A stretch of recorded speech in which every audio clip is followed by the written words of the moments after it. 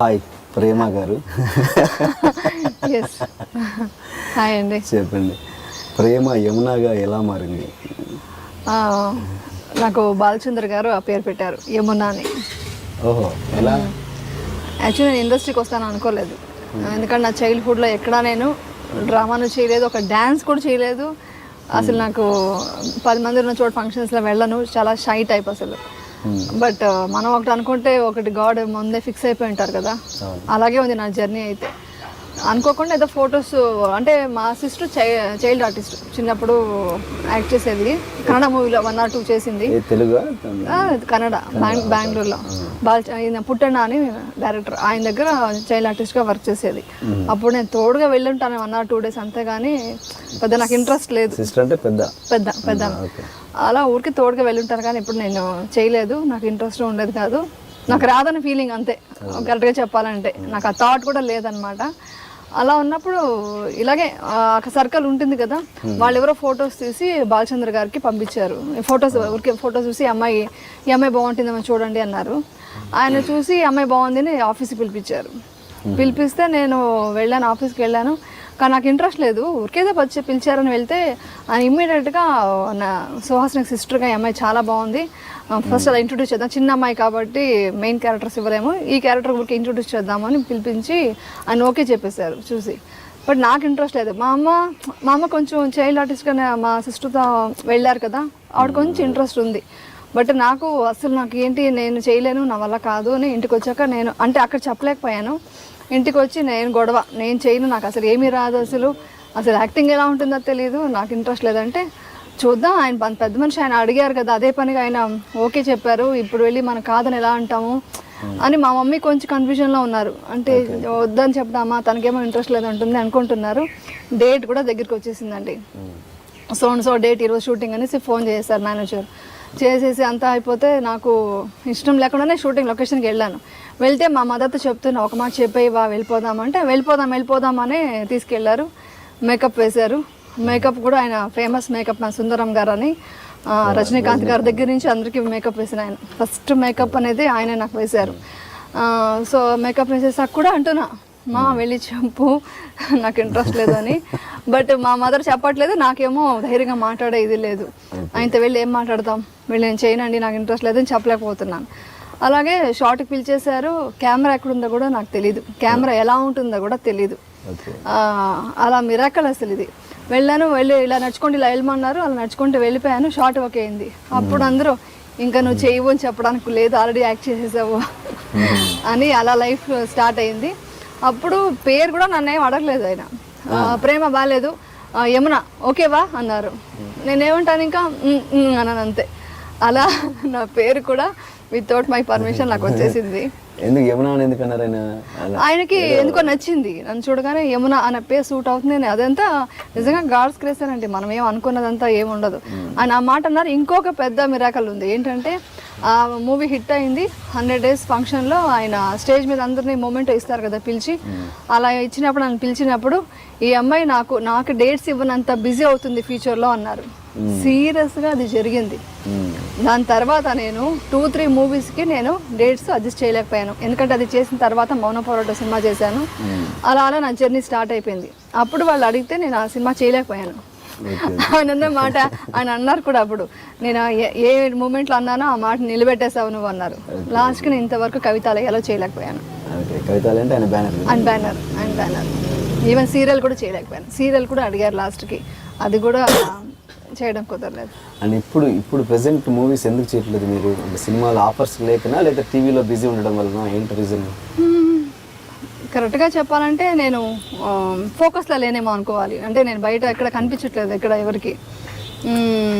అజ్ఞాతంలో ఉండిపోయాను 5-6 years అలాగా. ఇప్పుడు అనుకోకుండా ఇప్పుడే స్టార్ట్ చేశాను, సీరియల్కి వచ్చాను. అది ఈటీవీ ద్వారానే మళ్ళీ సీరియల్ ట్రెండ్ కదా ఇప్పుడు. అంటే పాత వాళ్ళని మళ్ళీ తీసుకురావడం, ఇప్పుడు నదియా వ్యతిరేకంగా ట్రెండ్ కదా, పాత వాళ్ళని మళ్ళీ చేసి ఒక అత్త క్యారెక్టర్స్, లేకపోతే చెల్లి క్యారెక్టర్, ఇప్పుడు ట్రెండ్ కదా చెల్లి క్యారెక్టర్ అనుకోండి. ఇంకా చెల్లి క్యారెక్టర్ రావు. అక్క క్యారెక్టర్, అక్క వదిన ఏదైనా కానివ్వండి, మదర్ అయినా అమ్మమ్మైనా ఏదైనా క్యారెక్టర్ మీద డిపెండ్. మంచి క్యారెక్టర్. చాలా మంది అంటే ఎందుకు మీరు దృష్టిలో పర్లేదా, లేకపోతే మీరు అవుట్ ఆఫ్ ద బాక్స్ అయ్యారా, ఎట్లా ఏంటి? డెఫినెట్ గా ఇది వాళ్ళని అడగాలి. వాళ్ళ పాపం మోస్ట్లీ వాళ్ళు కూడా తప్పు కాదు, వాళ్ళకి సడన్ గా ఐడియా వచ్చిండదేమో. ఎవరికైనా ఐడియా వస్తే ఐ డూ. నాకు ఇష్టమే మూవీస్ చేయడం, నాకేం చేయకూడదని ఎప్పుడు అనుకోలేదు. లాస్ట్ చేసిన తెలుగు సినిమా ఏంటి మీరు? చాలా సంవత్సరాలు అయిపోయిందండి, నేను చేయలేదండి. ఏం చేశాను అసలు అది కూడా గుర్తులేదే నాకు. తరుణ్తో ఒక ఊరిలో అనుకుంటా. ఎస్, తరుణ్తో ఒక ఊరిలో తరుణ్ మదర్ గా చేశాను. ఎస్, అదే లాస్ట్ అనుకుంటా. Okay okay. మళ్ళీ చేశాను కానీ కన్నడ మూవీ చేశాను. ఈ మధ్య ఒక కన్నడ మూవీ చేశాను. మీరు అప్పుడు ఏదో పెద్ద యాక్సిడెంట్ అయిందని విన్నాను. మీకు యాక్సిడెంట్ తప్పించుకున్నారా సంథింగ్? ఏదో తప్పించుకున్నాను. ఎట్లా ఎలా జరిగింది అది? నేను ఒక తమిళ్ సీరియల్ చేస్తున్నాను, కుట్రాళం షూటింగ్. అక్కడి నుంచి బయలుదేరి వస్తున్నప్పుడు మా కారు టాటా సఫారీ, నేను డ్రైవర్ వస్తున్నాము, లారీ గుద్దేసింది.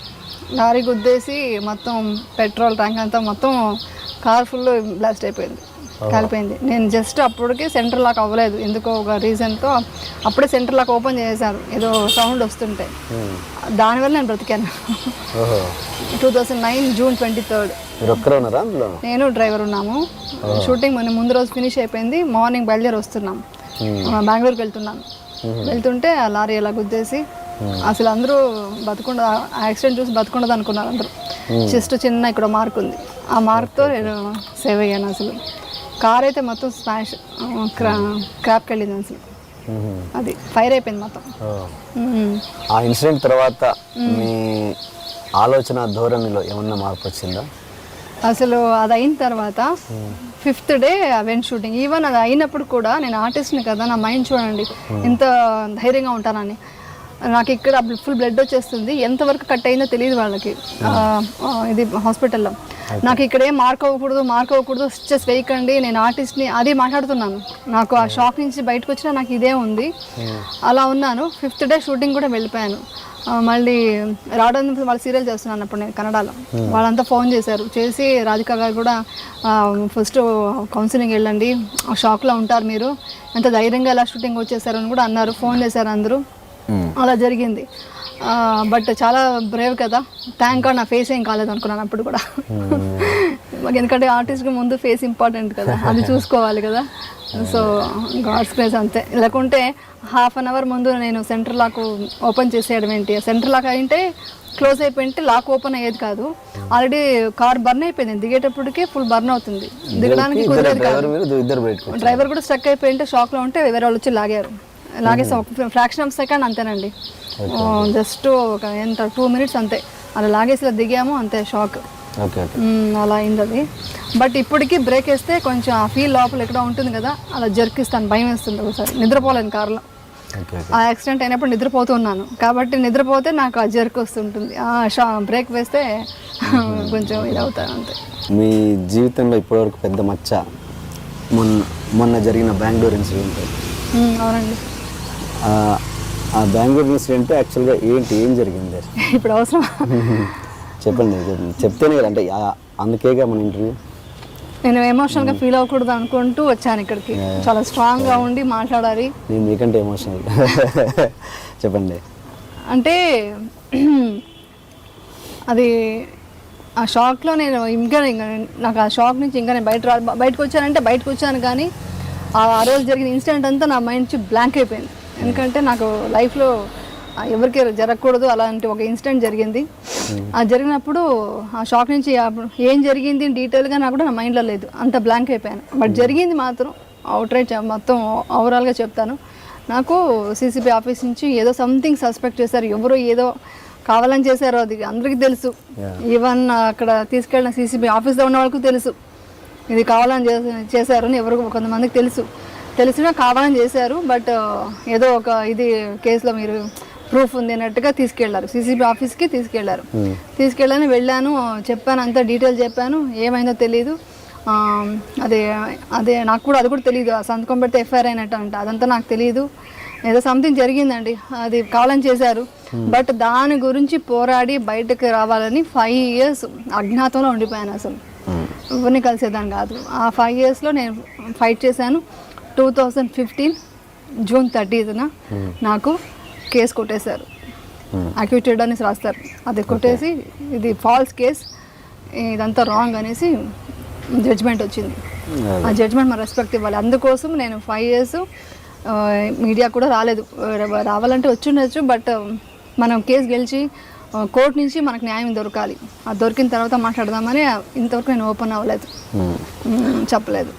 అంటే ఓకే, అంటే మీరు ఏ తప్పు చేయలేదని మీరు 100% ఏ తప్పు చేయలేదు. నా ఫ్యామిలీకి తెలుసు, నా ఫ్రెండ్స్కి, గాడ్కి తెలుసు అండి. ఒకటి ఏంటంటే ఇది అప్పుడు వచ్చి చెప్పినా నమ్మరండి. అందరూ అన్నారు మీరు మీడియాకి ఎందుకు వెళ్ళలేదు అని. మన గురించి మనం ఎందుకు చెప్పుకోవాలి? నా గురించి నమ్మేవాళ్ళు నమ్మనివ్వండి, నమ్మని వాళ్ళు నా మీద ఇది జలస్ ఉన్న వాళ్ళు, కోపం ఉన్న వాళ్ళు డెఫినెట్గా వాళ్ళు నాకు నెగిటివ్గానే మాట్లాడతారు. నేను ఎంత చెప్పి ఎంత ప్రూవ్ చేసినా మాట్లాడతారండి. అది అందులో సెలబ్రిటీ అన్నప్పుడు ఆటోమేటిక్గా వస్తుంది. అందుకని నేను అది నాకు ఆ సెన్సిటివ్ మ్యాటర్ అండి. సెన్సిటివ్ మ్యాటర్ని మాట్లాడమే నాకు అసలు ఫస్ట్ కోపం, బాధ, ఏడుపు అన్ని షివర్ వచ్చేస్తుంది. అలాంటప్పుడు నేను ఎలా మాట్లాడగలను? అలా అడిగే క్వశ్చన్స్కి నేను ఆన్సర్ చెప్పే స్ట్రెంత్ నాకు లేదు అప్పుడు. కాబట్టి నన్ను అంత స్ట్రాంగ్గా లేనప్పుడు, కాబట్టి నేను మాట్లాడలేకపోయాను. ఇప్పుడు కూడా నాకు ఆ సెన్సిటివ్ మ్యాటర్ తీసారంటే నాకు క్రై. అందుకే నాకు అది ఇష్టం ఉండదు మాట్లాడడం. బట్ నేను తప్పు చేయలేదు, ప్రూవ్ అయింది, జడ్జ్మెంట్ ఇచ్చారు. దీనికన్నా ఇంకేం కావాలి నాకు? అప్పుడైతే ఎమోషనల్గా ఉండేదాన్ని. ఐ వాంట్ టు అగేన్స్ట్ వెళ్ళాలి, ఎలా రాస్తారు నా గురించి, అప్పుడు కొంచెం చాలా వర్స్ట్గా రాశారు. అది చెప్పలేనండి. మీడియా ఇప్పుడు మేము ఉన్నామంటే మీడియా వల్లే. సెలబ్రిటీస్ ఈరోజు మా గురించి హైప్ చేయాలన్నా, డౌన్ చేయాలన్నా మీడియానే. వాళ్ళు అలాంటప్పుడు ఒక్క నిమిషం ఆలోచించాలి కదా. ఉన్నది చూపించండి. ఓకే, మీకు ఏం కేసు అని వచ్చిందో అది చూపించండి, అది తప్పలేదు. అది నేను ప్రూవ్ చేసుకుంటాను, అది కోర్టుకి వెళ్తుంది, నేను అక్కడ ప్రూవ్ చేసుకుంటాను. ఆ న్యాయం జరిగేంత వరకునే మీరు ఆపాలి కదా. అంతవరకు ఎలా మాట్లాడతారు? అసలు ఎదుటి మనిషికి అలా హర్ట్ చేయడానికి ఎలా తీసుకుంటారు రైట్స్? అది తప్పు కదా. అది అంటే రైట్స్ మీన్స్ ఎలా ఉంటున్నానంటే, ఎదుటి మనిషి మనకి హర్ట్ చేయడానికి మనకు రైట్స్ ఎక్కడ ఉందండి? మనం ఆలోచించుకోవాలి. ఆ పరిస్థితిలో మనం ఉంటే, ఆ పరిస్థితిలో మీరే ఉంటే, ఒక్కసారి ఒక్క థింకింగ్, ఒక్క పాయింట్ వస్తే మనం ఇంకో ఎదుటి మనిషి గురించి మాట్లాడడం, ఆలోచిస్తాం. ఓకే జరిగింది ఏదో సంథింగ్, ఏమై ఉంటుంది. నన్ను వచ్చి అడిగారు ఎవరైనా? నన్ను ఎవరు అడగలేదు. ఓకే, నేను ఇప్పటికీ ఏమనుకుంటుంది సార్, పాజిటివ్గా థింక్ చేస్తానండి. ఓకే, మీకు రేటింగ్ పెరిగింది అంతే కదా. ఓకే, నా వల్ల అది ఒక మంచి పని జరిగింది కదా, మీకు నా వల్ల మంచి జరిగింది వాళ్ళకి, అలా అనుకుంటానండి. ఎందుకంటే అలా పాజిటివ్గా థింక్ చేస్తేనే నేను ఇలా ఉన్నాను ఈరోజు. But I can't. అదే అప్పుడు మాత్రం ఫేస్ చేసిన శత్రువులు కూడా వద్దండి. శత్రువులు కూడా నేను చెప్తున్నాను కదా, వద్దు. ఎందుకంటే ఒక అమ్మాయి మీరు నా గురించి రాశారు, ఓకే, అది చూపించడం కూడా చాలా ఇదిగా చూపించారు. నేను మీడియాని ఎత్తిపోస్తాను, ఇలా మాట్లాడారు, దీని గురించి కూడా మాట్లాడతారు మళ్ళీ. అది కూడా నేను ఫేస్ చేయాలి, నాకు అది కూడా ఇష్టం లేదు. కానీ దాని వెనకాల ఒక ఫ్యామిలీ ఉంది, చిన్న పిల్లలు ఉన్నారు. ఆ పిల్లల మనస్తత్వం ఏమైపోతుంది? వాళ్ళ ఫ్యూచరే పోతుంది. ఒక 2 జనరేషన్ పాడవుతుందండి ఒక మనిషి వల్ల.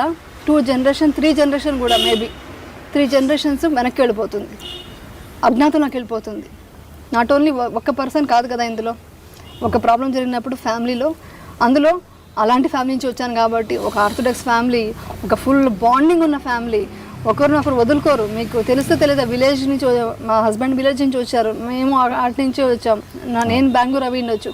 ఆ ఫ్యామిలీ బాండింగ్ అలా ఉన్నప్పుడు ఒక్కసారిగా ఒక్క ప్రాబ్లం వస్తే ఆ ఫ్యామిలీ మొత్తం, ఒకరు కాదు ఇందులో సఫర్ అయింది, ఎవ్రీబడి, అందరూ సఫర్ అయిపోయారు. కానీ ఇప్పుడు నేను హ్యాపీ. ఎందుకంటే నేను ఈరోజు ఇలా మాట్లాడుతున్నాను, బయటకు వచ్చి ఫైట్ చేశానంటే కూడా, గెలిచానంటే కూడా నా కోసం కాదు, నా ఫ్యామిలీ హ్యాపీగా ఉండాలి, వాళ్ళు ఎక్కడ బాధపడకూడదు. మీడియా పరంగా అంటే మీరు ఎక్కువగా బాధపడ్డ, అప్పుడు ఆ టైంలో ఎక్కువగా మీడియా పరంగా మీరు బాధపడ్డ ఆ సంఘటన ఏంటి? ఆ న్యూస్ ఏంటి? నేను మీడియాలో చూసింది ఏంటంటే, ఉన్నట్టు ఏం జరిగిందో అది చెప్పండి, ఓకే, అది మీకు రైట్స్ ఉంది, ఓకే. కానీ ఒక్క ఛానల్, అది తెలుగు ఛానల్ కాదు, అది కూడా చెప్తున్నాను క్లియర్గా. నేను తెలుగు ఛానల్స్ ఎక్కడ అలాంటి అంత నెగిటివిటీ చూపించలేదు అనుకుంటున్నాను. నేను చూడలేదు, నేను ఏ ఛానల్లో చూడలేదు. ఈ విషయంలో నేను చాలా హర్ట్ అయిపోయాను, సెన్సిటివ్ కాబట్టి మా ఇంట్లో నన్ను చూడనివ్వలేదు. చూస్తే ఇంకా తను బర్స్ట్ అయిపోతుంది, మనం అసలు డోర్ లాకేసుకున్న కూడా డోర్ తీసి పెట్టేవాళ్ళు. ఇంకా డోర్ లాకేసుకోవద్దు, ఏం చేసుకుంటుందని. ఎందుకంటే అంత డిప్రెషన్లోకి వెళ్ళిపోయాను. కానీ ఆఫ్టర్ 1 year 2012 ఫెబ్లో, బికాస్ ఆఫ్ నాకు ఈ డిప్రెషన్ ఎక్కువైపోయి ఐ కుడెంట్ స్లీప్. 1 week కూడా నిద్రపోయేదాన్ని కాదు. డే అండ్ నైట్ కూర్చొని ఉండేదాన్ని, కాఫీ తాగేదాన్ని, భోజనం చేసేదాన్ని కాదు. I hate my name, I hate this life. Not even ఆ ఫేస్ కూడా నేను అద్దంలో చూసుకునేదాన్ని కాదు. ఐ హేట్, వద్దు నా ఎందుకు ఇంకా ఫేస్, అయిపోయింది లైఫ్ అని అలా ఉండేదాన్ని. అంత డిప్రెషన్లో ఉన్నాను. అప్పుడు హాస్పిటలైజ్ అయిపోయాను. మొత్తం డిప్రెషన్లో ఉన్నాను అనేసి హాస్పిటల్లో అడ్మిట్ చేశారు. మణిపాల్ హాస్పిటల్లో అడ్మిట్ చేసి ఐ వాంట్ టు స్లీప్, నాకు నిద్ర రావాలి అనేసి ఇలాగ ట్యాబ్లెట్స్ అడుగుతున్నాను. వాళ్ళు వచ్చి వద్దు కొంచెం కూల్ అవ్వనివ్వండి, కొంచెం కౌన్సిలింగ్ ఇస్తున్నారు, ఇంకేం ప్రాబ్లం లేదు బాడీలో, ఓన్లీ సైకాలజికల్ ఫీలింగ్, ఆవిడ ఎక్కువ డిప్రెషన్ ఉన్నారని చెప్తున్నారు. అలా ఒక 2 days అయ్యింది. 3rd day కొంచెం పర్లేదు, ఇంకా డిశ్చార్జ్ చేద్దాం నెక్స్ట్ డే అని అనుకుంటున్నారు. ఆ టైంలో టీవీ ఆన్ చేశాను. ఆఫ్టర్ ఇన్సిడెంట్ జరిగింది 2011 Jan 28th. నేను చెప్పే 2012 Febలో. అప్పుడు టీవీ ఆన్ చేస్తే ఒక టీవీలో చూపిస్తున్నారు. అది ఎలా చూపిస్తున్నారంటే ఎవరైనా అది చూస్తే డెఫినెట్గా నేనే చూసున్నా కూడా వేరే వాళ్ళ గురించి చెప్పా వి కాంట్ సీ, అలాంటి సిచ్యువేషన్ క్రియేట్ చేసి చూపిస్తున్నారు. ఎలా అంటే ఇలా వెళ్ళింది, ఇలా సోన్స్ ఐటీసీ హోటల్లోకి వెళ్ళింది, ఈ కార్లో వెళ్ళింది, లగ్జరీ కోసం ఇలా చేస్తుంది ఆవిడ, ఇలాంటి అది ఇంకా నేను మాటలో ఇప్పుడు చెప్పలేను. నా ఫేస్ మాత్రం ఫ్రంట్లో ఉంది, బ్యాక్ సైడ్ వచ్చి ఏదో ఒక అవుట్ ఆఫ్ ఫోకస్తో ఒక లేడీ సెక్షువల్ ఏదో షార్ట్లు చూపిస్తున్నారు. ఆడియన్స్కి ఏం అర్థమవుతుంది, అది వేరే వాళ్ళ షార్ట్ ఎలా తెలుస్తుంది? అది అలాగే అనుకుంటారు. ఇది మనకు తెలుసు, ఇది మన ఇండస్ట్రీకి తెలుసు. ఇండస్ట్రీకి ఏంటి, మనం ఫ్రంట్లోనే మాత్రం అటు ఫేసు, వెనకాల అవుట్ ఆఫ్ ఫోకస్ షార్ట్స్, ఏదో సినిమాలో షార్ట్స్ అనేది తెలిసిపోతుంది. బట్ ఆడియన్స్ అర్థం చేసుకోరు కదా. ఆడియన్స్కి అదంతా రియల్ ఏమో, అది ఏంటి రెడ్ హ్యాండెడ్గా వర్డ్ ఎక్కువ యూజ్ చేస్తున్నారు కాబట్టి రెడ్ హ్యాండెడ్గా అక్కడ పట్టుకున్నారేమో, ఆ వెనకాల ఫోకస్లో అవుట్ ఆఫ్ ఫోకస్ ఉన్నది ఈవిడ అనుకుంటారా లేదా ఆడియన్స్? అది చూసి ఒక్కసారిగా నాకు షాక్ అయిపోయి గట్టిగా స్క్రీమ్ చేసి అరిచేసి ఏడ్చేసి నాకు ఇంకా ట్యాబ్లెట్ వద్దు ఏమో వద్దు నాకు అనేసి మొత్తం పడేస్తే మొత్తం సిస్టర్స్ డాక్టర్స్ అందరూ వచ్చారు.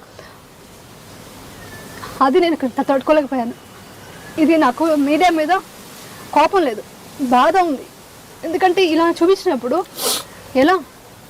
ఎవరు నమ్ముతారండి? నేను ఇంకా అలా కాదు, నేను ఇలాంటి మనిషిని అని చెప్తే ఎవరు నమ్ముతారు చెప్పండి? అలా చూపించదు అంటున్నా మీడియాని. అది నేను ప్రే చేస్తున్నాను, నా గురించి అని కాదు, ఏ ఒక అమ్మాయి గురించి కూడా అలా చూపిస్తున్నప్పుడు వాళ్ళు అది నమ్ముతారండి జనాలు. ఎందుకంటే ఓకే సిచ్యువేషన్ చెప్పొద్దని చెప్పట్లేదు, ఏం జరిగిందో అది చెప్పండి. ఇలాంటి క్రియేట్ చేసి రౌండ్స్ వేసి చూపించినప్పుడు అది నమ్ముతారు, అది ఆడియన్స్కి అది ఎక్కువ రీచ్ అవుతుంది. దాని నెగిటివిటీని వదిలేసి పాజిటివిటీ చూపించండి అంటున్నాను. మ్యాక్సిమం ఎంత చూపిస్తే ఈ నేను ఒక్కదాన్ని కాదు కదా, హోల్ ఫ్యామిలీ పడిపోయింది, అసలు ఒక్కసారిగా కూలి పడిపోయింది. దాన్ని తీసుకురావడానికి నాకు 5 years పట్టింది, నేను బయట రావడానికి ఒక 3 years. ఫ్యామిలీ ఇప్పుడు ఓకే హ్యాపీ, బట్ ఆ పెయిన్ అయితే నాకు పోదు ఇంకా కదా, అది అనుకుంటున్నా. ఓకే నాకు మోసం జరిగింది, ద్రోహం జరిగింది, బై గాడ్స్ గ్రేస్ నేను గెలిచాను కేసు, అందుకని ఇప్పుడు మాట్లాడుతున్నా. లేకుంటే ఏమని చెప్తాం? ఇది నేను ఇప్పుడు ఈరోజు న్యాయం జరిగింది కాబట్టి నేను ధైర్యంగా మాట్లాడుతున్నాను. లేకుంటే అది కూడా నేను కోల్పోయినట్టే, నా లైఫ్ని అది కూడా కోల్పోయినట్టే. ద్రోహం జరిగింది అందరికీ తెలుసు. ఈవెన్ ఇండస్ట్రీలో కూడా చాలామంది ఫోన్ చేసి చెప్పింది ఏంటంటే, నువ్వు బాధపడకు, మాకు తెలుసు నువ్వంటే ఏంటని, నువ్వు మళ్ళీ బయటికి రా, ఎవరో ఏదో మాట్లాడుతారో అనేసి నువ్వు ఇలా డిప్రెషన్లో ఉండకొని చాలామంది ఫోన్ చేశారు నాకు, వెల్ విషెస్ కానీ. ఈవెన్ మా ఫ్యామిలీ అయితే మొత్తం చిత్తూరులో ఉన్నాడు, మొత్తం వచ్చేసి నాకు ఆ ఇన్సిడెంట్ అయిన తర్వాత నేను టీవీ కూడా చూడలేదు. వి వెంట్ ఆఫ్, అంటే ఇంట్లో ఉంటే తను డిప్రెషన్కి వెళ్తుంది, వచ్చే వాళ్ళకంతా మనం ఆన్సర్ చెప్పాలని మా హస్బెండ్ ఫ్యామిలీ అంతా మేము దీనికి వచ్చేసాము తమిళనాడుకి. తమిళనాడులో ఉండి 3-4 days ఉన్నాను, నన్ను కన్సోల్ చేస్తున్నారు, అన్నీ అయింది. 4th day ఇంటికి వచ్చాను. అప్పుడు మా సిస్టర్లు అంతా వచ్చేసి ఇప్పుడు ఫ్యామిలీ సపోర్ట్ లేకపోతే ఏమైపోయేదని వాళ్ళు వచ్చి వాళ్ళ అన్నం కలిపి తినిపిస్తుంటే నాకు విషయంలో అనిపించింది ఫస్ట్ టైం.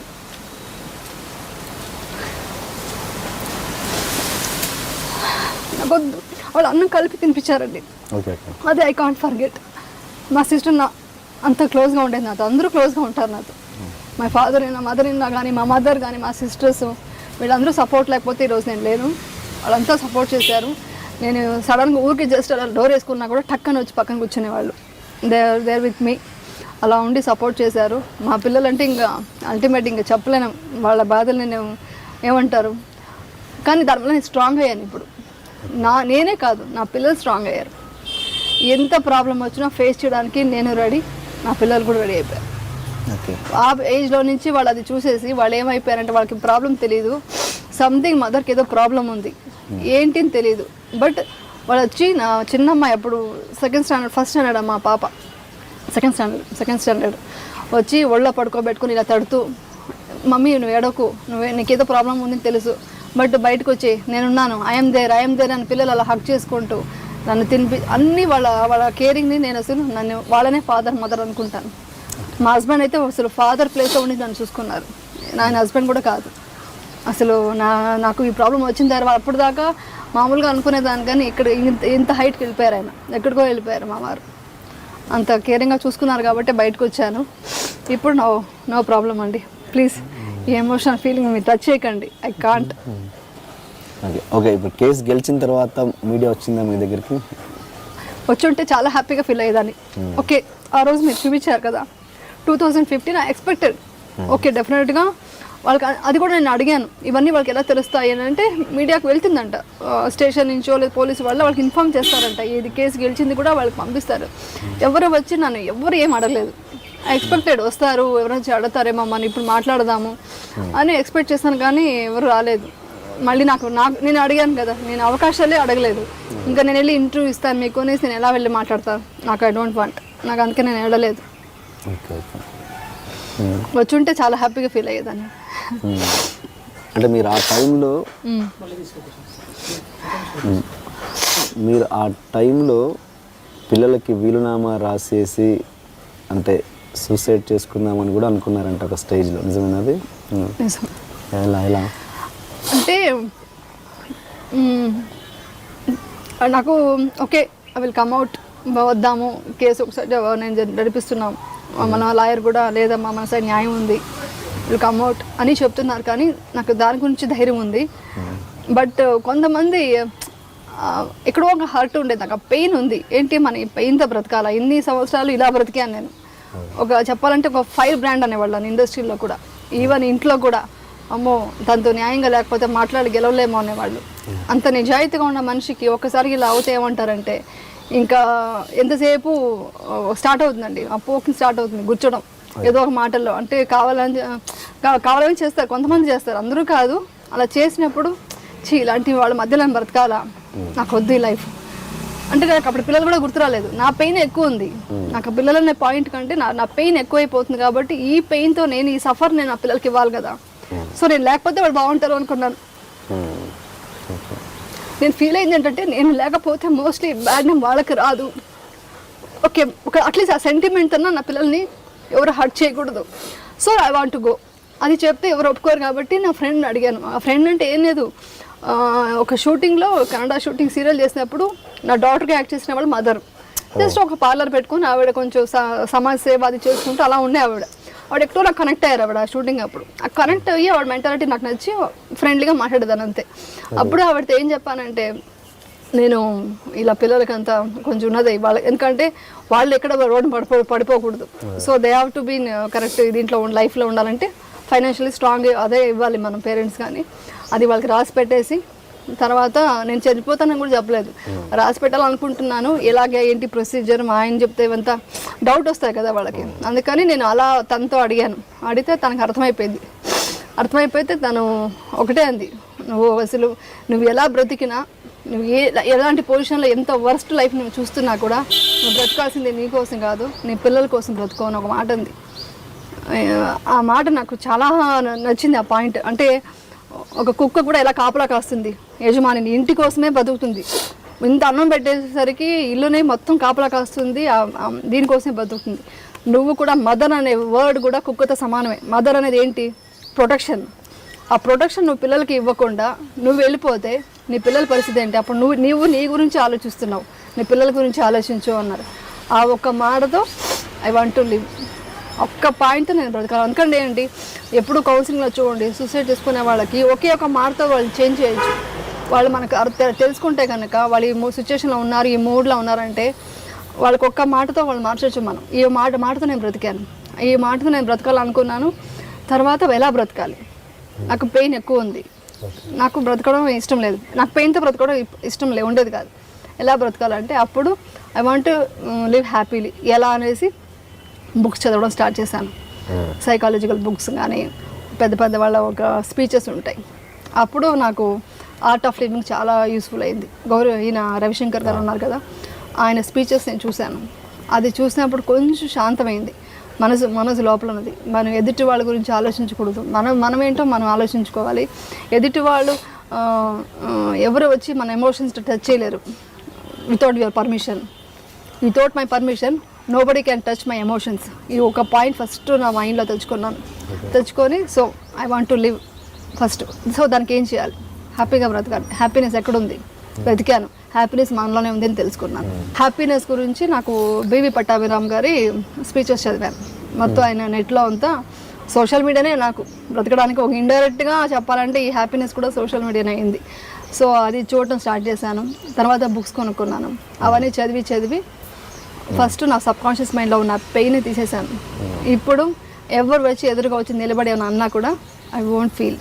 అంటే ఈ ఫీల్ వచ్చి అప్పటిది. ఇప్పుడు నేను ఏడ్చానంటే ఇది ఇప్పటి ఫీల్ కాదు, అప్పుడు పడిన ఫీల్. ఈ రోజు నాకు ఆ ఫీల్ లేదు, ఆ బాధ లేదు నాకు. ఇంకటే ఐఎమ్ లివింగ్ హ్యాపీలీ కదా. సో ఇప్పుడు నన్ను ఎవరు టచ్ చేయలేరు, ఆ ఫీలింగ్స్ ఆ బాధలు పడలేను. సో అది అవే నన్ను చేంజ్ చేసింది మొత్తం ఓవరాల్గా. మళ్ళీ ఏమైనా స్పీచెస్లో కొంచెం ఆధ్యాత్మికంగా వెళ్ళలేదు కానీ అది కొంచెం ఉంది. ప్లస్ హ్యాపీగా ఉండాలి, మన ఫ్యామిలీ లైఫ్ని మన జాగ్రత్తగా కాపాడుకోవాలి, వాళ్ళు మోటివేట్ చేయాలి, ముందు నేను మోటివేట్ చేసుకోవాలి. ఇలా మోటివేషన్ స్టార్ట్ చేశాను. I started.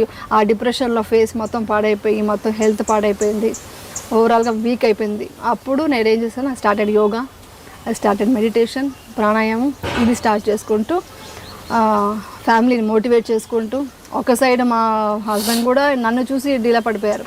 ఆయన మళ్ళీ మోటివేట్ చేస్తూ ఆయనకు ఒక హ్యాపీనెస్ ఇస్తూ పిల్లల్ని చూసుకుంటూ అందరికీ ధైర్యం చెప్తూ లాస్ట్కి ఇప్పుడు నేను స్ట్రాంగ్ పర్సన్ అయిపోయాను. ఐఎమ్ ద స్ట్రాంగెస్ట్ పర్సన్ నా.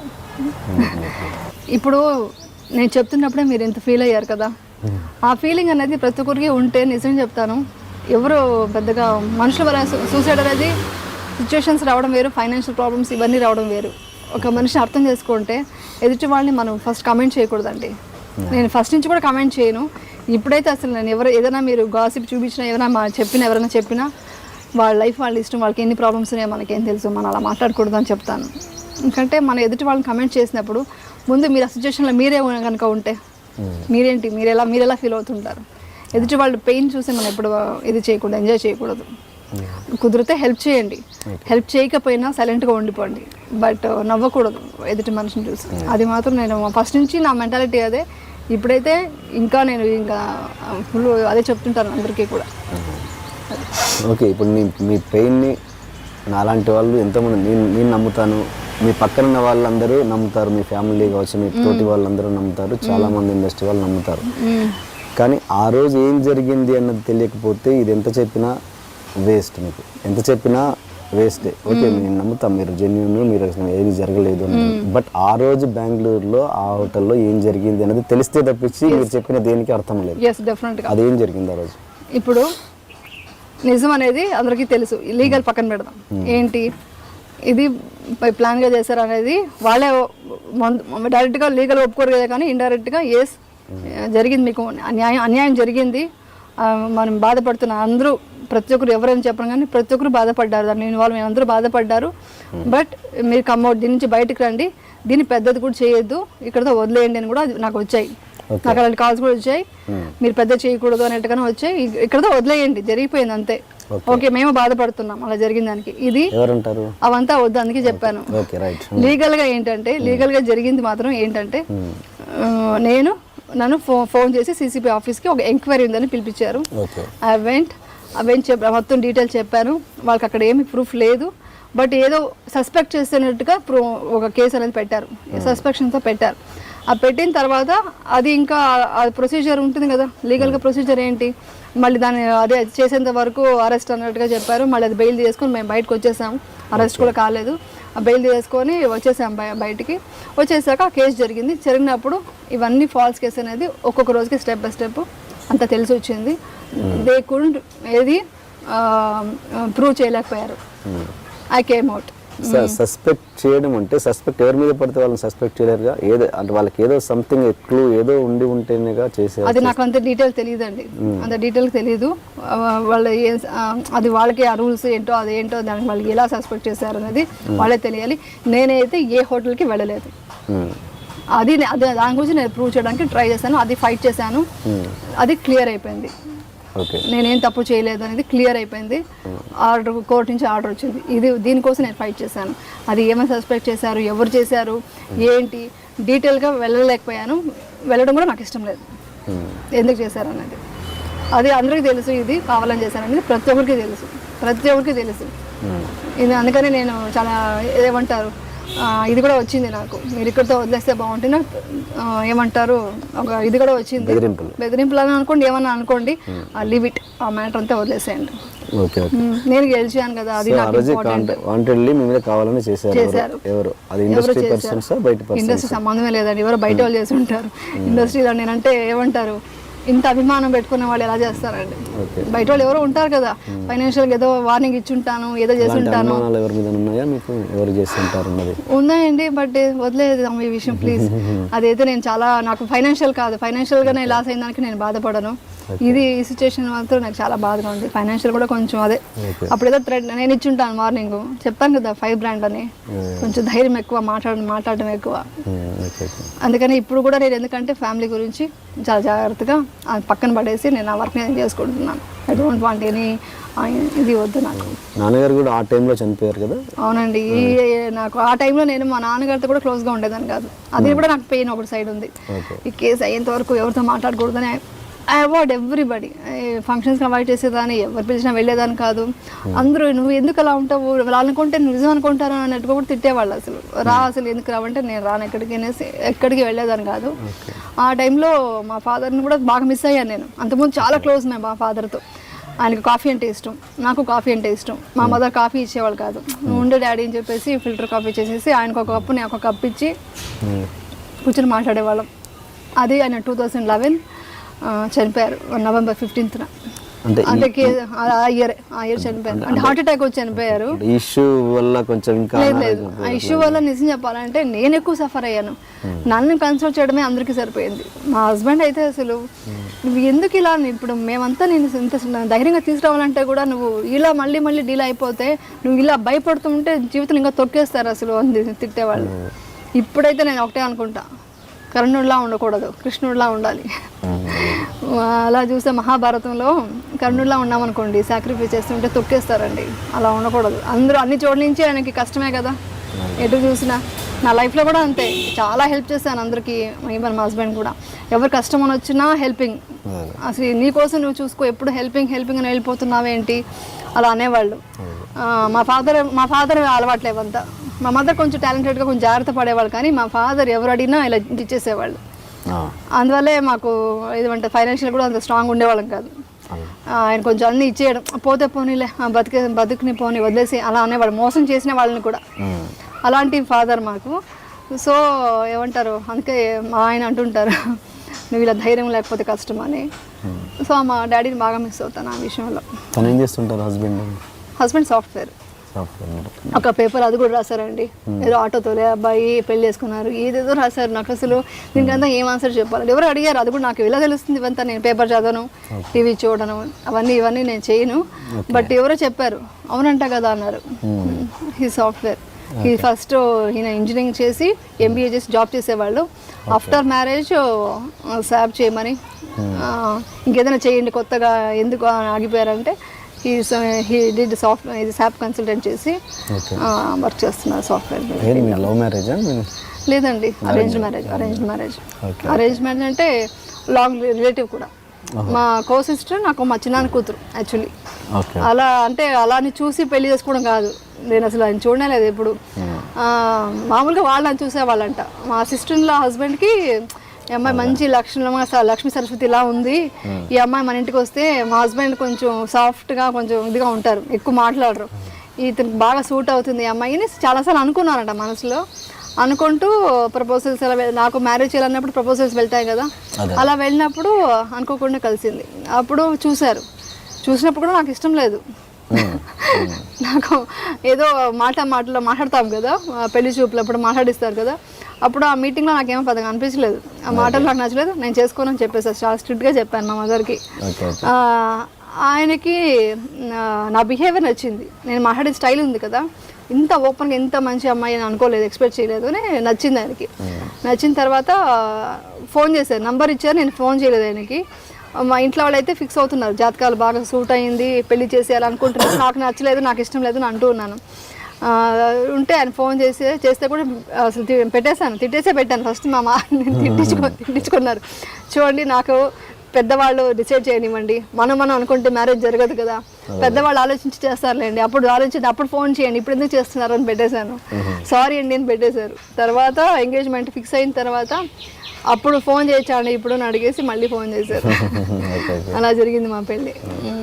సరే, ఈ పీరియడ్లో, ఈ కేస్ పీరియడ్లో పిల్లల స్కూల్లో అంటే ఈ టాపిక్ వాళ్ళకి తెలిసేదా, వాళ్ళు ఏమైనా ఇబ్బంది పడ్డ సంఘటనలు ఆ స్కూల్లో తెలవడము? అదొక్కడ మంచి వాళ్ళు కూడా ఉన్నారండి ఈ విషయంలో. ఎవరు పిల్లల దగ్గర తీసుకురాలేదు, పిల్లలకి మేము చెప్పలేదు. ఆ ఇన్సిడెంట్ అయితే ఏమీ జరగలేదు కాబట్టి వాళ్ళకి ఏమీ తెలియదు. ఏదో సంథింగ్ డిప్రెషన్ ఉన్నారు మమ్మీని తెలుసు, కానీ ఏంటి చెప్పలేదు. తోటి పిల్లలు ఎప్పుడు చూడండి, పిల్లలు ఎప్పుడు ఇదిగా ఉంటారు, వాళ్ళు ఎప్పుడు ఫ్రెండ్లీగా ఉంటారు. ఇలాంటి ఇంత సీరియస్ మ్యాటర్ అంతా మాట్లాడరు, పెద్దవాళ్ళే మాట్లాడతారు.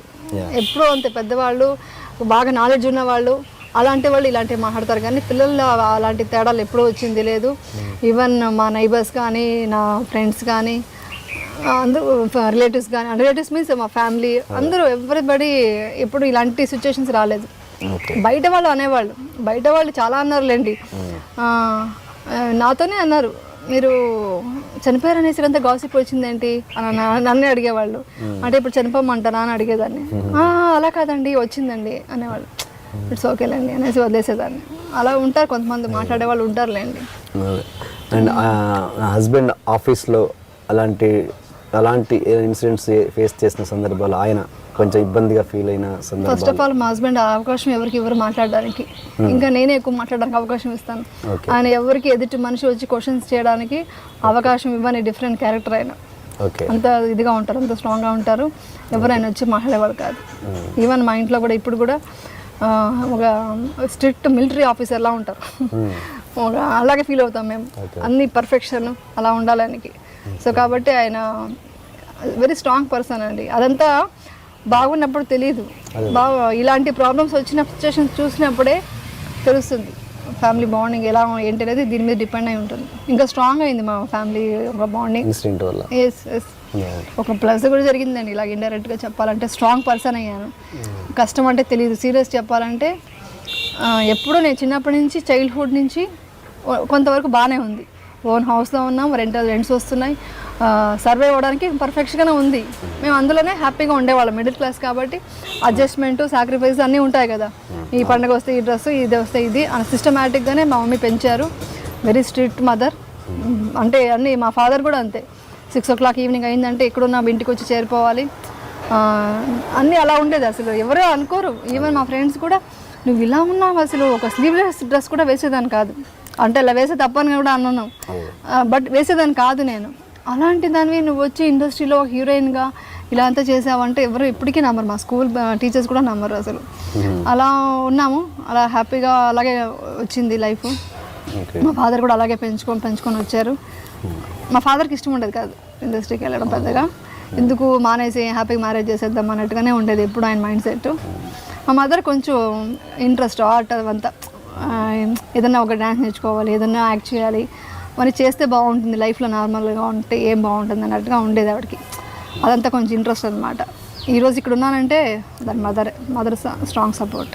ఆయన ఫాదర్ అప్పుడు ఆ ఇన్సిడెంట్ అప్పుడు మిమ్మల్ని ఎలా రియాక్ట్ అయ్యారు? ఆయన చాలా బాధపడ్డారు. ఈ అమ్మాయి ఎలా బయట తీసుకురావాలి, అసలు ఫీల్ అయిపోతుంది ఏంటో. అసలు ఆయన బాగా ఇన్నోసెంట్ అండి.